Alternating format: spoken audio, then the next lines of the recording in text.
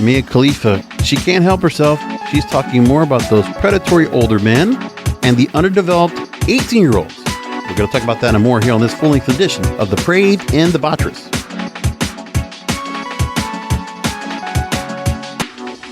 Welcome to the program.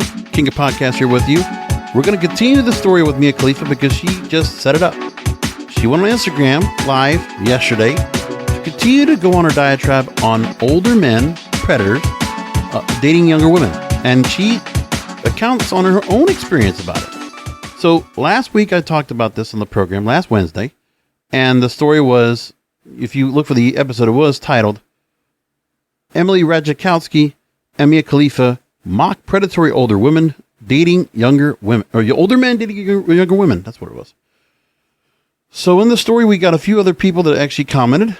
Got a decent amount of views for this episode on YouTube, and I really appreciate that. You know, usually don't get the nice big 1,000 views on it. Something I had over a week. But like really, the views came in really good. Got some commentary. It was a nice little dialogue among all. And obviously my the fan base here, the listener base, they did not hold back. So let's go through it. I only got a handful of comments, but enough for me to go and talk about here on the air. One person, no comment, says, really, 2304s that use their bodies want to talk about older men dating younger women, the hypocrisy. Then we get another comment from Window Warrior, who cares? Deluxe says, for real? And a couple of laughing emojis. They're hitting the wall, Mike Honcho says. Kirkendall Josh says, okay, let's take the romance out and put the subjective and objective of relationship. One is masculinity, the other one is submissive. Okay. The subjective and objective of relationship. Right. And so the idea is to try to understand the guy's mindset and the girl's mindset as to why they're doing what they're doing. But Mia Khalifa, she has her own mindset on how this works. But I would like to say that maybe her sense of where she feels about this is because, I mean, she's come from a different background. Look, I'm not one of those people that's going to jump on here and use like every other tabloid out there. Former porn star, Mia Khalifa. Yes, she was. But you know what? I worked in the adult entertainment industry, not as a performer. I worked as a reporter. I was a journalist. And I had a podcast network I was running in 2006. 2005 to 2006. Plus, I was the producer for Adult Friend Finder Radio, if you ever happened to catch that in 2007. Did about 20 some odd episodes. And it was an interesting put together. Like, we had a good time doing that show. Talking to different people about their experiences, especially with the swinger community. A lot of couples really appreciating getting to meet other people and having a good time and just really enjoying themselves. So that's one of the things we had on that show. But like I said, I talked to various porn stars. In my time, I interviewed Tara Patrick. I said hello to Jenna Jameson. Was it Alexis Amore, Olivia Lovely, Jessie Jane, Kinsey Kenner, among the names that I talked to. And among other girls that were just like content creators, just like models, like almost like OnlyFans today. I got to talk to them too. And I don't want to judge anyone that comes out of the industry and comes out of this. I know there's a big stigma about it. I know there's a lot of people that are very sanctimonious and hypocritical about that. The very religious types that really want to say something about it. I get that part. I understand. But I also don't want to go ahead and put it where I'm going to put this girl down. I've been trying to do that since May. I haven't been trying to do that. When she said about moving on with her life, I supported that. I actually made a podcast about it. And I thought she was doing okay with that. It's okay. She's a content creator. But you know what? She's also a firebrand. She wants to go ahead and talk. She wants to bring her point out there. She went on Emily's show. One of the subjects was on men, and they talked about it. I don't mind the discussion. But I was going to probably bring up the comments on the show and then move along to another topic, but Mia Khalifa decided to go back on the Instagram and comment. So if you're the people that were on here, another person says, who cares? Kirkendall Josh says, that means it's a turn off when a person doesn't know how their complacent behavior. Doesn't know their complacent behavior. Got it. And then Chris Tucker Express writes, Mia and Emily are projecting their own personal baggage and prejudices onto others. They're assuming that because they had a bad experience dating someone older, that must mean every woman in her 20s who dates an older man is automatically a helpless ninny who's the victim of a predator. Which is a good way to put it. I agree. It's a stereotype. That's a sugar daddy stereotype, sugar baby stereotype. That's the kind of idea. And women with daddy issues, basically that.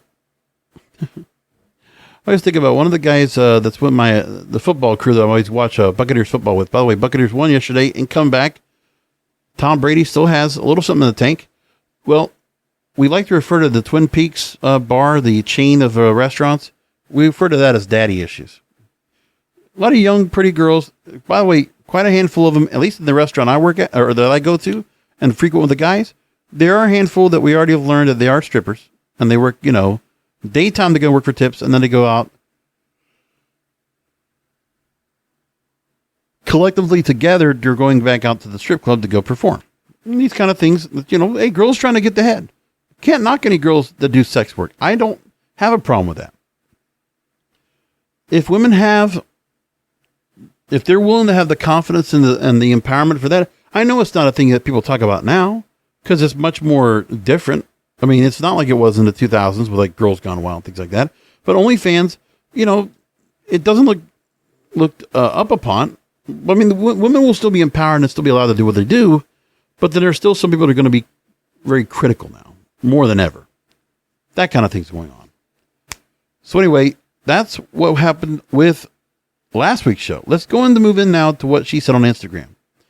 So the only places I could go look for this was the Daily Star and the Mirror, because the tabloids decided to talk about it. They're the ones that decided to jump in and start talking about what happened. So let's get into the story. And here's what's going on. So Mia Khalifa has slammed predator men who date underdeveloped 18-year-old girls. Now, she made a speech on Instagram story claiming the teenage mind, quote, still works like a child. She tells and says to her followers, quote, one of the scarier parts isn't necessarily that men think this way, but that men think, oh, wow, you're just old. By the way, I'm not even 30 yet. I'm saying that a 30-year-old should not date an 18-year-old. That's a child. She is a child. Her prefrontal cortex still works as a child. Therefore, a man is going after a woman that is young as a fucking predator. Now, she didn't disapprove of couples with big age gaps if the woman is over 25. She vehemently disagreed with a 30-year-old dating a teenager. Okay, that's clarifying it. That's a little bit more clarification that she put on the Emrata podcast last week. So now, she spoke about the 70-year age gap between George Clooney and his wife Amal. Quote, and the headlines that I've been saying Mia Khalifa thinks Amal and George's relationship is inappropriate because of the age gap. Quote, after 25, if you want to date someone with a 30-year age gap, that's on you. You have been able to calculate the decision like an adult. If a 30-year-old is going on with an 18-year-old, it's because he had nothing going on with anyone of his own age. All right. And then she said, now, it's not known what prompted the actress's anger. However, Mia did reveal she dated an older man when she was a teenager. Quote, I'm not opining her. I'm speaking from genuine experience because I've been that 18-year-old girl vehemently defending that I'm with someone significantly older than myself. These weak, insecure old men go after younger women because they're easy. Easy as in they're not going to hold you accountable. All right. So does this make things a little bit more understanding what she's saying? Do we not feel so bad about what she says? Well, okay. She did face a controversial backlash from her home country for work. There was a lot of going on with, in this Mirror story, they try to go back and talk about her past, which I'm not going to talk about here.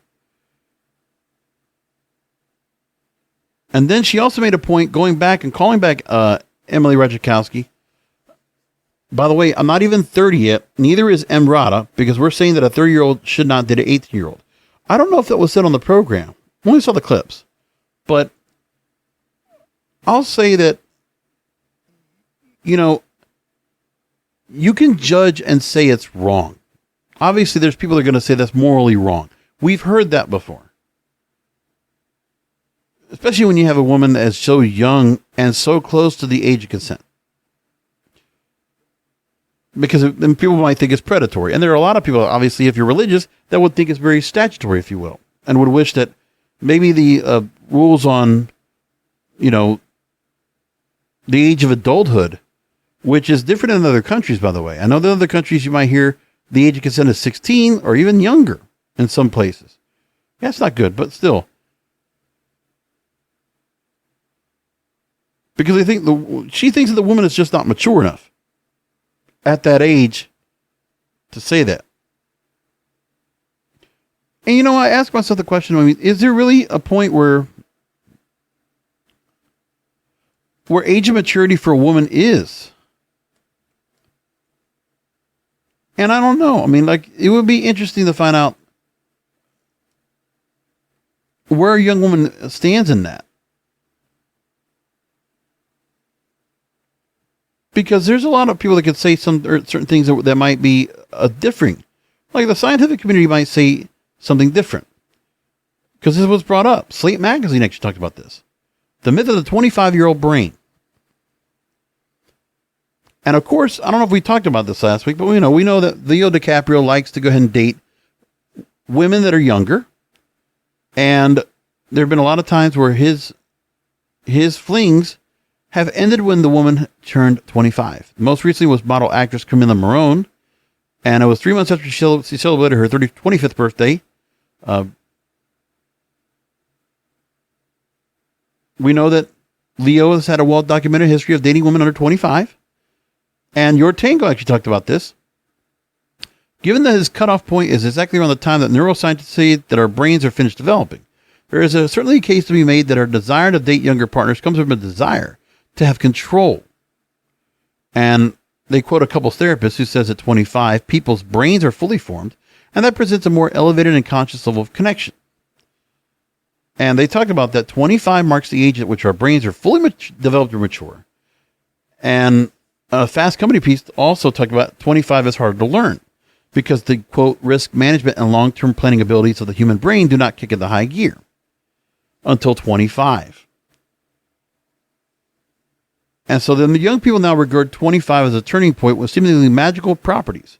There's a Reddit thread that says a 24-year-old asks whether older, presumably wiser Redditors notice changes after 25.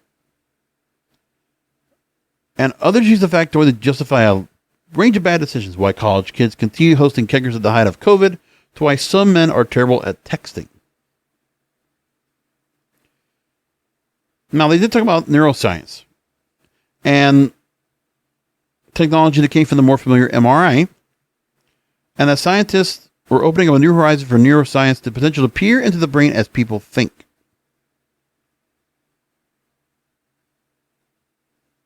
There was a 2016 study that was also quoted in this article that found that when faced with negative emotion, 18 to 21-year-olds had brain activity in the prefrontal cortices that looked more like of younger teenagers than that of people over 21. And one of the authors of the study is now Alexandra Cohen, and she is a neuroscientist at Emory University. She said the scientific consensus is that brain development continues into people's 20s. And she says, quote, I don't think there's anything magical at the age of 25. And there's much more to be said. So people want to say, is 25 like the real age? Well, I don't know. But there's consensus among neuroscientists that brain development continues in the 20s, but there's far from any consensus about any specific age, defining the boundary between adolescence and childhood. Listen, there might be something to be behind that there might be a control aspect, because the maturity aspect of a woman at that young of age is the appeal of an older man. But the reason why, yes, part of it can be because of control. An older man might do that for that. But I think the other side of this is the fact that men don't want women that have been emotionally damaged or emotionally unavailable. And they've gone through so many different cases of bad trysts to love someone. They're just saying to themselves, I can't handle this. I want to be able to just date with someone that still believes in love, still believes in, having fun and, being carefree and living life, and not putting rules and putting different thoughts in their heads where, like, okay, if a woman's coming out of college, that's the other thing that's interesting. Like, it's always college girls are very appealing to guys. And so if you find a girl that's in college and she is easily molded, that's why they always talk about with political things, and especially with college, safe spaces and things like that. So easy to do because there are young men and women in there that are still learning. which is why college, you kind of stop at 25 or just in your 20s, you finish, because the way to adapt, the way to take in knowledge and learn is such a high level. That's why you have this advanced education, and so many kids can go into college and do very well and prepare to be mature enough once they get into the career field that they can be mature enough to handle it and tackle it. It's two ways to look at it, I think. That's where I look at it. But that's another story that we could talk about here. And there's a long story in Slate that talks about it, which I will include in the show notes. You can look for that. Also, the stories about what Mia Khalifa said, her story in there, you can find that too. So we'll put it in there for you. I'll include that into the story. I think it's interesting.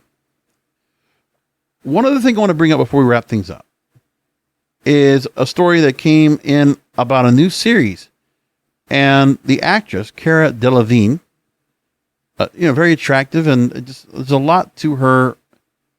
It's just a very interesting subject. I'm trying to think of the movie that I remember seeing her in that really stood out to me, and I was like, okay.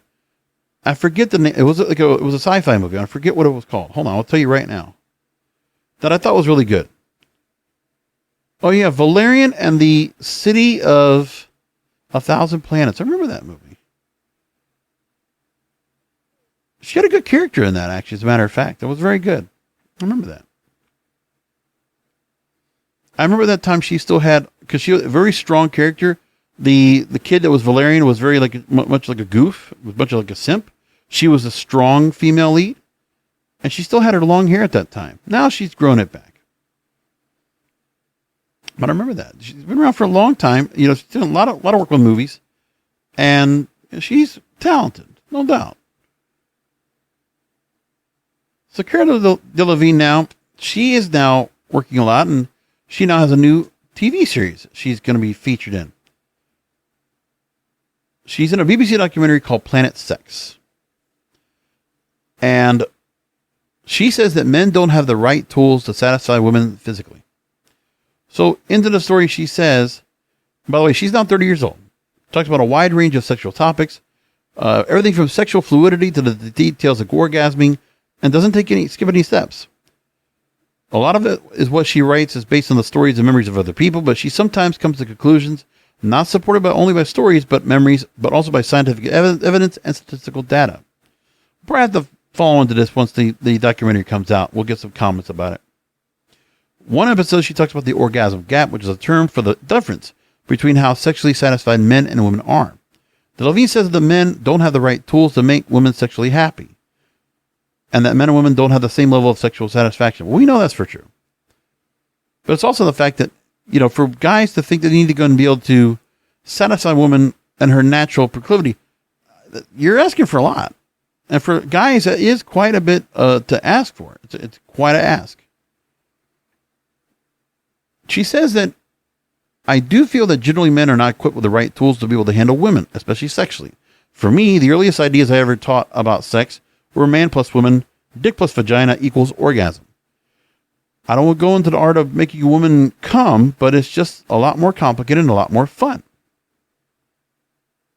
And then she also makes the point where lesbian and bisexual women have a lot more orgasms than straight men. Yeah, because they understand their sexual organs. They understand what their sexuality is, which is true. And then she also follows along and says that when you're being hyped up as an intellectual, but you're just a feminist in 2022, and promiscuity is the norm. Imagine thinking men could be the only problem, but ignoring that maybe it's also a female issue. Failure can go both ways. She also goes on to say that I'm on a very personal journey in my own sexuality. You may or may not know I've had relationships with both men and women, but I struggle being really open about just how much I love women. I grew up with a lot of shame as thinking this isn't normal, this isn't human. Sexuality is a spectrum and mine wavers, but I'm probably definitely more on the side of women. I like having sex with them. I just don't date them. I might, though. You never know.